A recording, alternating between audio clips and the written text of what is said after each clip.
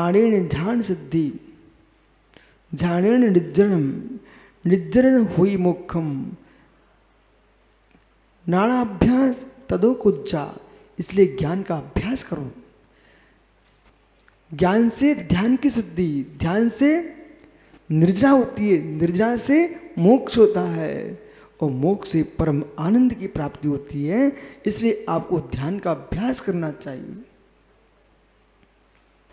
जो जीव जितने ध्यान के अधिकारी हैं उतना अपना ध्यान करो।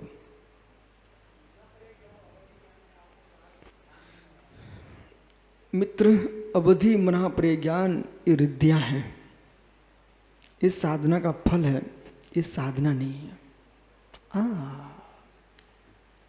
साधना तो श्रुत ज्ञान से होती है।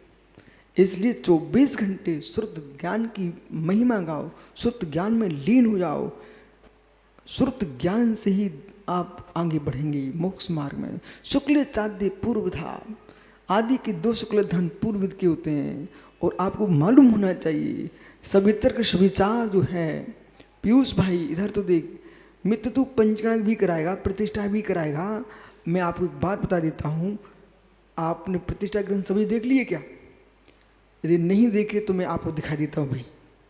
मित्र, प्रतिष्ठा शास्त्रों में भी लिखा है, प्रतिष्ठाचार को 3 विद्या तो निष्णात आना चाहिए। पहला, ज्योतिष का ज्ञान भरपूर होना चाहिए। यदि बिना ज्योतिष के ज्ञान के प्रतिष्ठाचार बन गए तो मात्र दूसरे का चेहरा थैला लिए घूमते रहोगे, लेकिन प्रतिष्ठाचार तो नहीं बनेगा। ज्योतिष का प्रकांड ज्ञान होना चाहिए। दूसरा, उसको मंत्र साधक होना चाहिए। जो मंत्र साधक प्रतिष्ठाचार नहीं है वो कभी पंडाल उड़ा के दिखा देगा। मंत्र साधक होना चाहिए, उसका पंडाल उड़ जाएगा, पानी में बह जाएगा, आग लग जाएगी। तो प्रतिष्ठाचार को मंत्र साधक होना चाहिए और उस मंत्र का व्यापारी नहीं होना चाहिए। प्रतिष्ठाचार को मात्र इस मायक का शौक है, वो गुण प्रतिष्ठा नहीं जानता।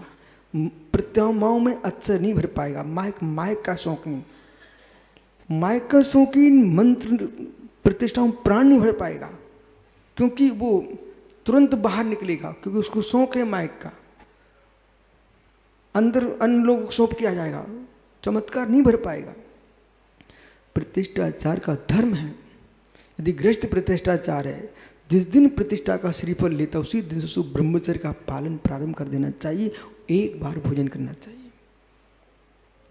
और जिस दिन दीक्षा कल्याणक हो उस दिन प्रतिष्ठाचार को उपवास करना चाहिए। देखो, जो विधियों में आपको बता रहा हूं स्पष्ट, और नहीं तो आप संजय से पूछ लो जो मैं कह रहा हूं बराबर है कि नहीं। दीक्षा कल्याण के दिन उसको उपवास करना पड़ेगा। सुनते जाइए। ज्योतिष का ज्ञान, मंत्र शास्त्र का ज्ञान, मंत्र शास्त्र का ज्ञान बहुत अनिवार्य है। पूर्व प्रतिष्ठाचार लोग हुए हैं, बाहर पानी गिर रहा है मंडप के, और मंडप के ऊपर एक बूंद नहीं। मालूम, एक सामने एक कचड़े में आग लग गई, पंडाल के पास आ नहीं पा रही है। अच्छे काम के लिए बहुत विघ्न देने वाले लोग आते हैं। अन्य मत वाले कोई तुम्हारा काम विफल करना चाहते हैं, उसके लिए तुमको सुरक्षा कवच करना पड़ेगा। आपकी एक धार्मिक काम में अनेक प्रकार के लोग आते हैं, हाथी घोड़े वाहन बहुत सारी सामग्री आती है, उनके लिए भी तुमको मंत्र करना पड़ेगा। कोतुहली नहीं है, कोतुहली नहीं है यदि, तो सभा को सरसता नहीं दे पाएगा, सीधा बैठ जाएगा।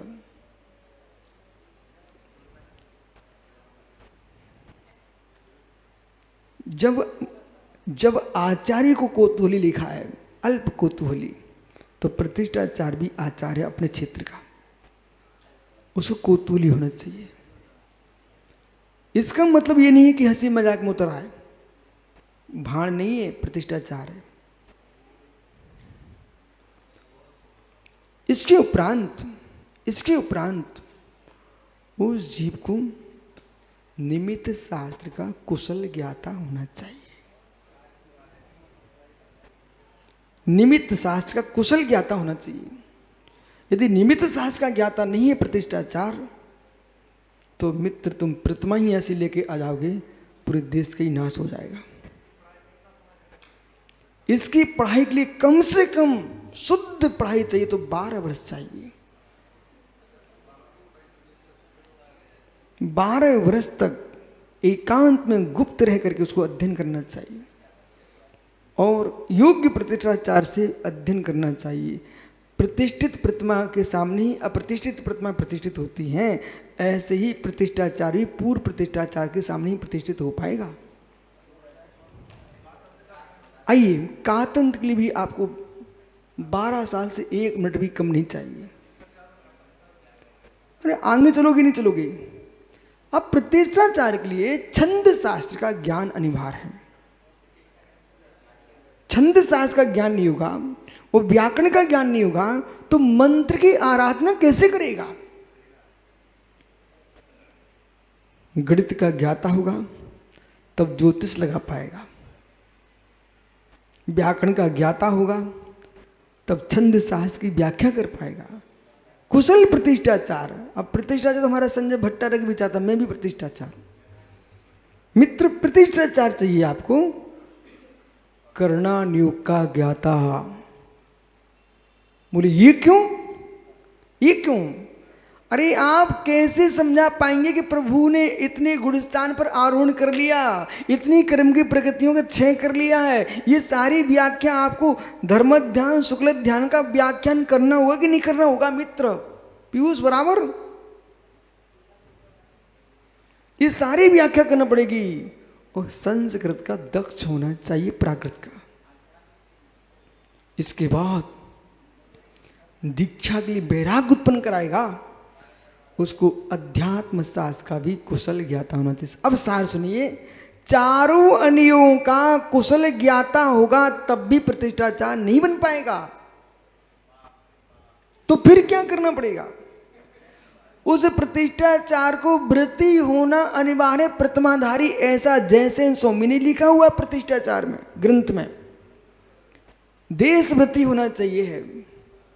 जितने देशवृत्ति नहीं है वे प्रतिष्ठा शास्त्र के अनुसार प्रतिष्ठाचार नहीं है। जो रात्रि में रबड़ी मलाई खाएं वे प्रतिष्ठाचार होने के योग्य नहीं, वे क्या मंत्र फूकेंगे। आइए, तो प्रतिष्ठाचार को देशवृत्ति होना चाहिए ऐसा लिखा शास्त्र में।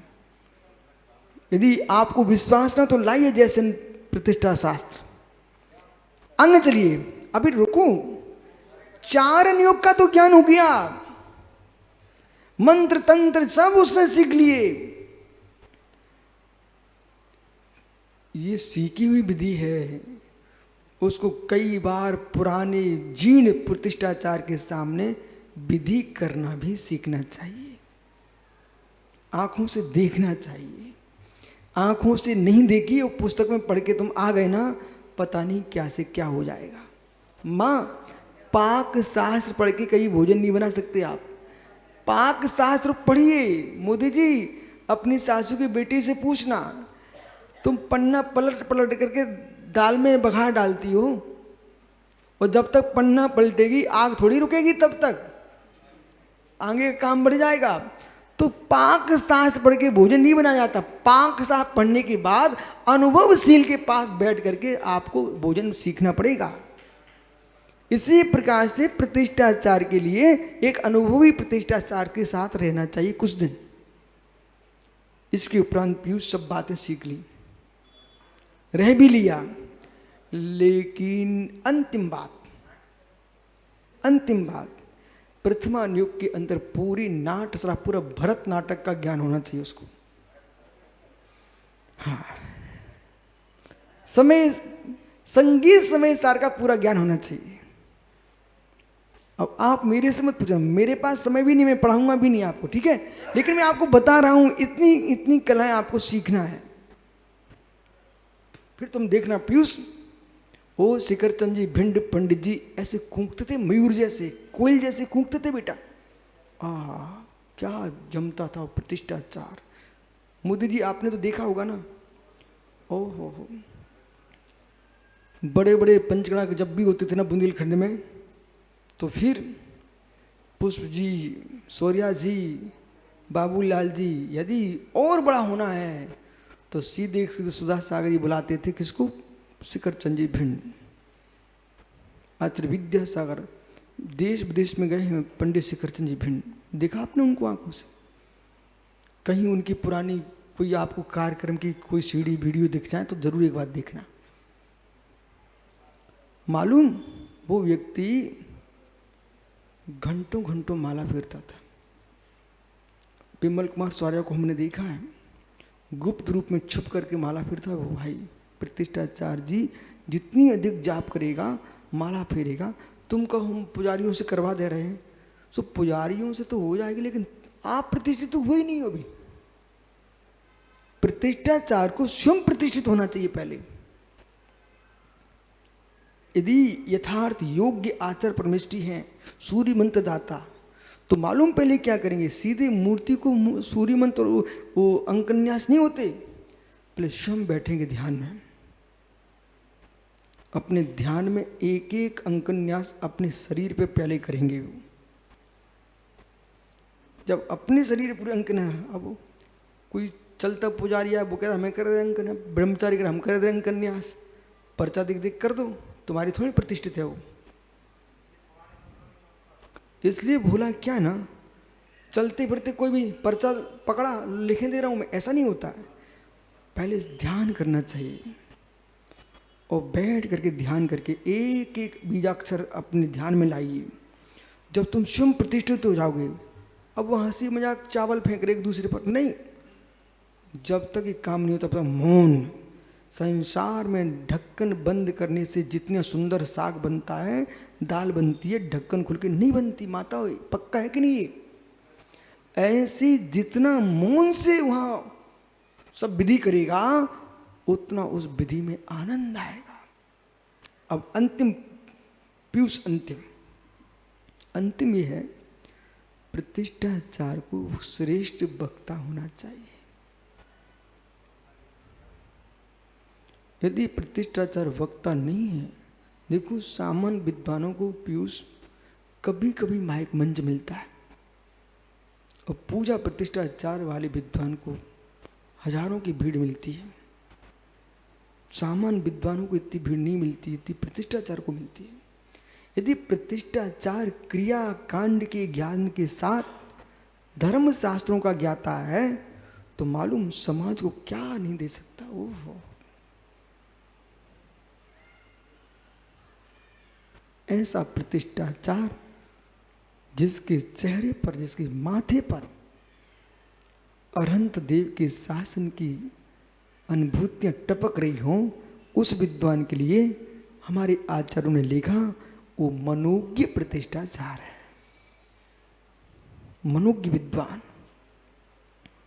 इसलिए कंठ सुरीला करो, अपने अपने कंठ सुरीले करो, कंठ सुरीले करो, कंठ सुरीले करो। और कंठ सुरीले रखना चाहते हो तो फिर आपको भोजन पर नियंत्रण करना पड़ेगा। एक बार मेरे पास आए रविंद्र जैन, संगीतकार। रविंद्र जैन जानते ना आप लोग? रविंद्र जैन जी आए नागपुर में, 2 बार भोपाल में आए। तो मैंने पूछा भाई जितने बड़े बड़े संगीतकार, बोले महाराज जी हमारे सामने जब मैं कार्यक्रम करने जाता हूँ तो कितने सुंदर सुंदर भोजन लोग करते हैं, हम तो मात्र देखते हैं, पर मेरे भाग्य में वो खाना नहीं लिखा। बोले क्यों? पूरी खा नहीं सकते, मलाई खा नहीं सकते, तरल तरल घी की ज़्यादा पड़े घी खा नहीं सकते, और गोलगप्पे खा नहीं सकते, खटाई खा नहीं सकते। बोले क्यों? बोले यदि इतना सुंदर बोलना है तो इसको सुंदर रखना पड़ेगा।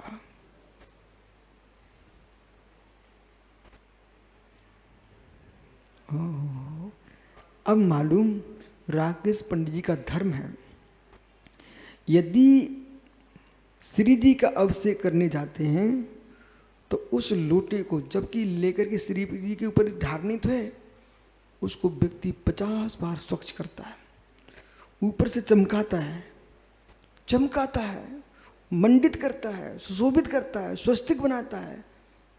कुछ इतना सब कुछ करने के बाद तब प्रभु के पास लेके जा। बोले क्यों? अरे इस कलश से हम तीर्थंकर के मस्तक पर जल ढारेंगे, गंधोदक बनने वाला है ये। तो मित्र जैसे उस कलश से कहीं पानी नहीं पीते हो, कहीं वो शौचालय नहीं ले जाते हो, बिल्कुल सुरक्षित रखते हो, बल्कि कलश का सम्मान रखते हो, ऐसे है मेरे मित्रों, मुनिगणों, ब्रह्मचारी गणों, बालकों, जिस कलश से प्रभु का अभिषेक होता है उसको कितना तुम साफ स्वच्छ रखते हो। आप लोग इस कंठ से प्रभु की वाणी बोलने वाले हो, इसको कितना स्वच्छ रखना चाहिए कि लोग दूर से ही देख करके आपकी आवाज़ सुन करके समझ जाएं कोई भगवान जिनेंद्र की देशना बोलने वाला है।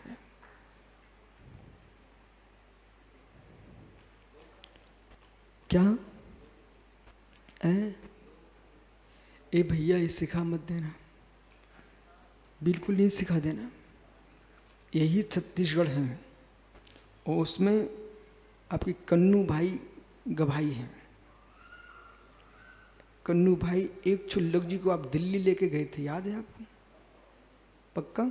ठीक।